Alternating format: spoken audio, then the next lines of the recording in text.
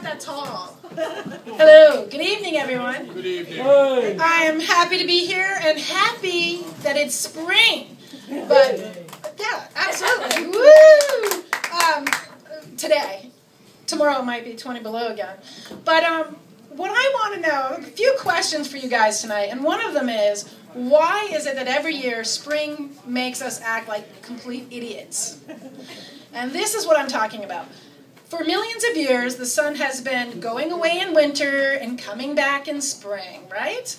But every year, I am just completely flabbergasted when it comes back.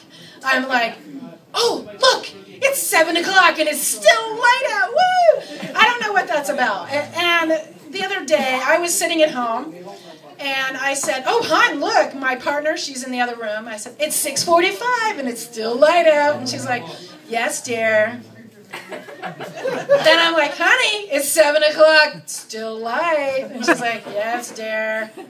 7:15, and she's like, just shut the fuck up, okay? But I just get reduced to like a 5-year-old mentality as I go. It's like when kids are like, oh, kitty soft, ooh, kitty soft, oh, stove hot. Stove hot. It's like I'm just repeating myself ad nauseum. I don't know. But I finally came to the conclusion it's not that I'm surprised it's happening, okay? The thing is, we all know in Vermont that you get to the middle of the winter and you get older and basically you just give up and die, right? With the old and the infirm die in the winter because we're waiting for the sun, waiting, and it's Vermont. It never comes back.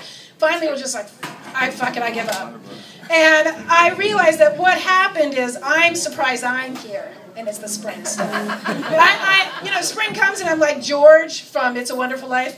I'm alive, Clarence, I'm alive, running through the streets, you know. And as you get older, I don't see anyone young out. Is there anyone young out there? Oh, no. You'll see how it is. It's such a surprise.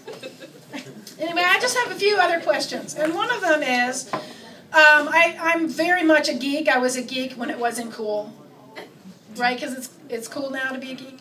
Okay, well, I'm still a geek. Star Wars to Star Trek, I love all of that shit. And my question for you is, at the end of the day, Captain Picard has been kicked from one end of the universe to the other by Q. He's been robbed blind by Ferengis. He's had the shit kicked out of him by the Borg, right? Do you really think he's going to say, Riker, you have the con. Go in the other room and say, a computer, Earl Grey, hot. I don't think so. I think what he's going to do is he's going to go in his office, close the door, and start kicking the shit out of everything and say, computer, make it a scotch, a double. And he's going to just suck it down, and he's going to turn on his personal computer log and say, Captain's personal log. The Federation can go to hell. I am never going to go near a fucking Borg ship again. They can eat me. And Riker, tell Riker he can take the next 4 fucking ships. He's just a big pissant anyway. And just fuck you all. I mean, why would he be like, oh, it's been such a hard day. We're going to head to Rigel for the crew needs a break. Whew. I mean, come on, really? He's going to be like, I need a fucking I need a Rigel whore right now. I mean, anyway. You're getting a little too much of how my inner mind functions, I think. And I have another question which is much shorter, which is, how do you punish a narcissistic kid? Really? You don't go to your room and be by yourself. No, it doesn't work, right? They're narcissistic. So, I mean, I think at the very least what you have to say is, if you don't behave, young lady, I'm going to cover every mirror in this house until you knock it off. I mean, really. Okay, not so funny. I thought I'd try it.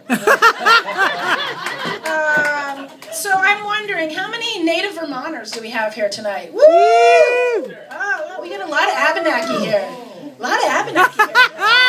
I'm sorry for what my people did to your people. Sorry about that. Okay, so I'm a Vermonter, born and bred, brought up in, I was brought up in Chittenden County. Does that count? Kind of. Okay, and it was Milton. Yeah. Yeah, see, he knows. And actually, on top of that, really I wasn't born in Vermont because I came 11 weeks early, and we were in Glens Falls when I came out early, 11 weeks. Now, I know that's not a big deal these days. People are like having their babies at 10 weeks and they carry them around in like a kangaroo pouch or something, and they survive. But in the 60s, that was a big deal. What we did is my mother said to the doctor, no, bad doctor, get away. This is my baby. Don't cut the umbilical cord. Stuffed me under her arm, and just like a football, and ran to the state, and then she cut the cord. So